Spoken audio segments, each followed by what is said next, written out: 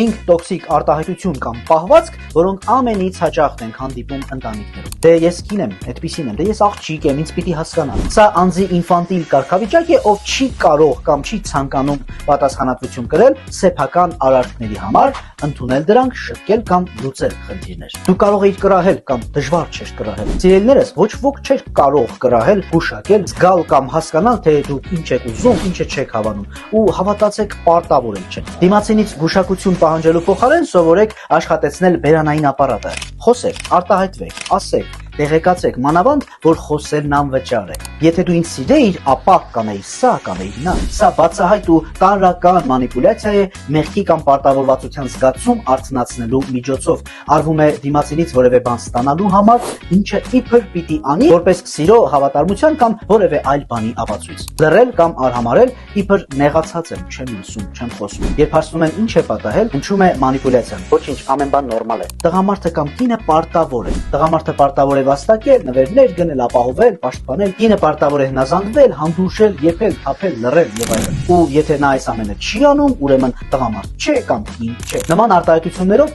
ձեր կողակցին զրկում եք ոչ թե տղամարդ կամ կին զգալուց, այլ ձեր կողքին տղամարդ կամ կին զգալուց։ Բայց նա կշարունակի իրեն տղամարդ կամ կին զգալ նրանց կողքին, ովքեր գնահատում են իրեն։